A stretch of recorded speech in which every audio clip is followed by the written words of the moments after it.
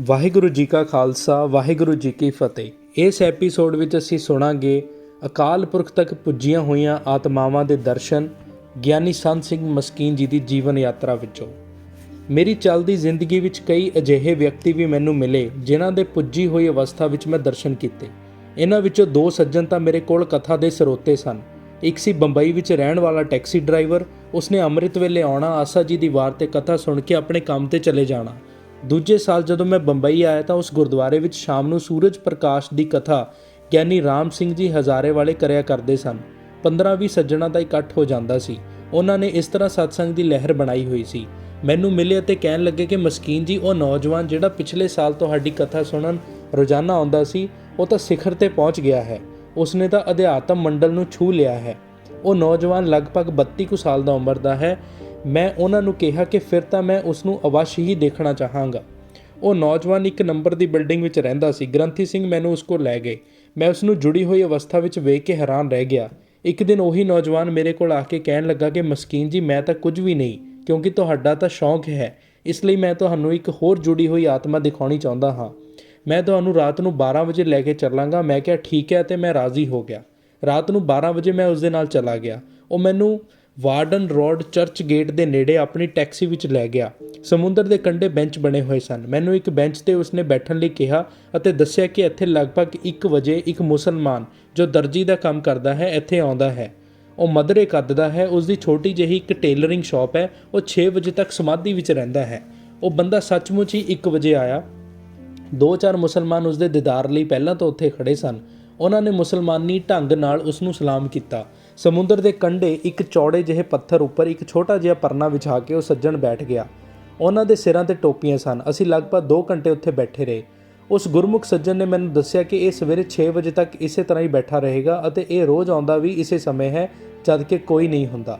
ਮੈਨੂੰ ਇੱਕਦਮ ਖਿਆਲ ਆਇਆ ਕਿ ਗੁਲਾਬ ਦਾ ਬੂਟਾ ਕਿਸੇ ਵੀ ਘਰ ਵਿੱਚ ਲਗਾ ਦਈਏ, ਲੱਗ ਜਾਂਦਾ ਹੈ, ਇਨਕਾਰ ਨਹੀਂ ਕਰਦਾ ਅਤੇ ਖੁਸ਼ਬੂ ਦਿੰਦਾ ਹੈ।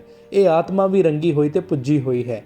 ਤੀਸਰੀ ਪੁੱਜੀ ਹੋਈ ਆਤਮਾ ਸਨ ਸਰਦਾਰ ਬਹਾਦਰ ਸਿੰਘ ਕਾਨਪੁਰ ਵਾਲੇ। ਆਪ ਪਿੱਛੋਂ ਗੁਜਰਾਤ ਦੇ ਸਨ, ਜੋ ਅੱਜ ਕੱਲ੍ਹ ਪਾਕਿਸਤਾਨ ਵਿੱਚ ਹੈ। ਇਹ ਵੀ ਕਾਨਪੁਰ ਵਿੱਚ ਕਥਾ ਦਾ ਹੀ ਸਰੋਤਾ ਸੀ। ਇਹ ਜਪ ਕਰਦਿਆਂ ਇਤਨੀ ਉਚਾਈਆਂ ਤੱਕ ਪੁੱਜ ਗਿਆ ਕਿ ਅੱਜ ਉਹ 24 ਘੰਟੇ ਪ੍ਰਭੂ ਨਾਲ ਜੁੜਿਆ ਰਹਿੰਦਾ ਹੈ। ਆਪਣੀ ਸਮਾਧੀ ਵਿੱਚ ਰਹਿੰਦਾ ਹੋਇਆ ਬੜੇ ਆਨੰਦ ਵਿੱਚ ਰਹਿੰਦਾ ਹੈ। ਅਜਿਹੇ ਜਿਉੜਿਆਂ ਦੇ ਦਰਸ਼ਨ ਕਰਕੇ ਮਨ ਨੂੰ ਢਾਰਸ ਤਾਂ ਮਿਲਦੀ ਹੈ, ਪਰੰਤੂ ਕਈ ਵਾਰ ਮੈਂ ਈਰਖਾ ਨਾਲ ਭਰਿਆ ਹੋਇਆ ਸੋਚਦਾ ਹਾਂ ਕਿ ਜਿਹੜੇ ਮੇਰੀ ਕਥਾ ਸੁਣਦੇ ਸਨ ਉਹ ਤਾਂ ਪੁੱਜ ਗਏ, ਪਰੰਤੂ ਮੈਂ ਤਾਂ ਅਜੇ ਤੱਕ ਵੀ ਰਾਹ ਵਿੱਚ ਬੈਠਾ ਉਸ ਪੁੱਜੀ ਹੋਈ ਅਵਸਥਾ ਨੂੰ ਉਡੀਕ ਰਿਹਾ ਹਾਂ। ਮੈਂ ਕੁਝ ਬੀਬੀਆਂ ਦੇ ਵੀ ਅਧਿਆਤਮਕ ਮੰਡਲ ਵਿੱਚ ਪੁੱਜੀਆਂ ਹੋਈਆਂ ਦੇ ਦਰਸ਼ਨ ਕੀਤੇ ਹਨ, ਦੇਸ਼ ਵਿੱਚ ਵਿਦੇਸ਼ ਵਿੱਚ। ਜੇਕਰ ਮੈਂ ਭੁੱਲ ਨਹੀਂ ਰਿਹਾ ਤਾਂ ਮੰਦਸੌਰ ਵਿੱਚ ਰਹਿਣ ਵਾਲੇ ਇੱਕ ਸਰਦਾਰ ਅਜੀਤ ਸਿੰਘ, ਜੋ ਲਗਭਗ 30-32 ਸਾਲ ਦੀ ਉਮਰ ਦੇ ਰੰਗੇ ਹੋਏ ਨੌਜਵਾਨ ਟੈਲੀਫੋਨ ਆਪਰੇਟਰ ਹਨ। ਇੱਕ ਦਿਨ ਇਹਨਾਂ ਦੀ ਮਾਤਾ ਜੀ ਮੈਨੂੰ ਕਹਿਣ ਲੱਗੇ ਕਿ ਇਹ ਮੁੰਡਾ ਕਥਾ ਸੁਣ ਕੇ ਕਥਾ ਵਿੱਚ ਲੀਨ ਹੋ ਜਾਂਦਾ ਹੈ।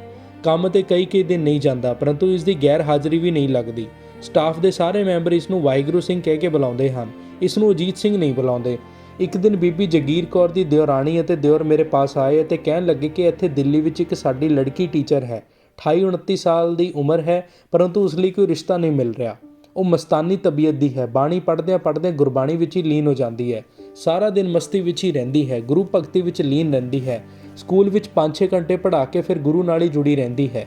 ਇਸ ਤਰ੍ਹਾਂ ਨਾਲ ਗੁਰਬਾਣੀ ਪੜ੍ਹਨ ਵਾਲੀ, ਸਾਦਗੀ ਵਿੱਚ ਰਹਿਣ ਵਾਲੀ ਅਤੇ ਗੁਰੂ ਨਾਲ ਜੁੜੀ ਹੋਈ ਲੜਕੀ ਨੂੰ ਅੱਜ ਕੱਲ੍ਹ ਦੇ ਨੌਜਵਾਨ ਪਸੰਦ ਨਹੀਂ ਕਰਦੇ ਅਤੇ ਇਸ ਨੂੰ ਪਗਲੀ ਅਤੇ ਮਸਤਾਨੀ ਕਹਿੰਦੇ ਹਨ। ਮੈਂ ਕਿਹਾ ਕਿ ਇਸ ਦੇ ਲਈ ਇੱਕ ਲੜਕਾ ਮੰਦਸੌਰ ਵਿੱਚ ਰਹਿੰਦਾ ਹੈ, ਟੈਲੀਫੋਨ ਆਪਰੇਟਰ ਹੈ, ਉਸ ਨਾਲ ਰਿਸ਼ਤਾ ਇਸ ਲੜਕੀ ਦਾ ਹੋ ਸਕਦਾ ਹੈ।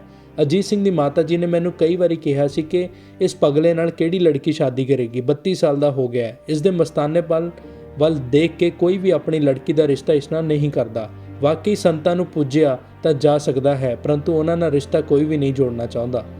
ਦੂਸਰੀ ਗੱਲ, ਅਸਲੀਅਤ ਤਾਂ ਇਹ ਹੈ ਕਿ ਜਿਨ੍ਹਾਂ ਸੰਤਾਂ ਨੂੰ ਅਸੀਂ ਪੂਜਦੇ ਹਾਂ, ਅਸਲ ਵਿੱਚ ਉਹ ਸੰਤ ਹੁੰਦੇ ਹੀ ਨਹੀਂ। ਉਹਨਾਂ ਨੂੰ ਗੁਰੂ ਅਤੇ ਗੁਰਮਤਿ ਬਾਰੇ ਸਮਝ ਹੁੰਦੀ ਹੀ ਨਹੀਂ, ਇਸ ਲਈ ਉਹ ਬਿਨਾਂ ਪੂਜਿਆਂ ਹੀ ਰਹਿ ਜਾਂਦੇ ਹਨ। ਦਿੱਲੀ ਵਿੱਚ ਹੀ ਦੋਨਾਂ ਲੜਕੀ ਅਤੇ ਲੜਕੇ ਦਾ ਮੇਲ ਕਰਵਾ ਦਿੱਤਾ ਗਿਆ। ਮੈਂ ਅਰਦਾਸਾ ਸੋਧਿਆ, ਮੰਗਣੀ ਹੋ ਗਈ ਅਤੇ ਬਾਅਦ ਵਿੱਚ ਆਨੰਦ ਕਾਰਜ ਵੀ ਹੋ ਗਿਆ, ਪਰੰਤੂ ਇੱਕ ਔਕੜ ਸੀ।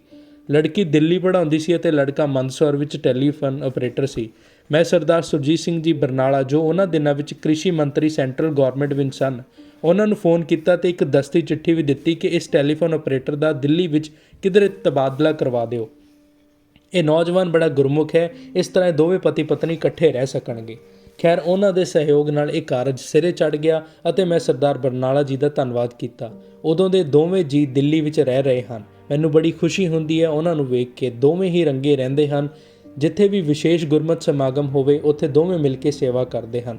ਦੋਵੇਂ ਸਿਮਰਨ ਤੇ ਬੰਦਗੀ ਦੀ ਮੂਰਤ ਹਨ। ਵਾਹਿਗੁਰੂ ਜੀ ਕਾ ਖਾਲਸਾ, ਵਾਹਿਗੁਰੂ ਜੀ ਕੀ ਫਤਿਹ।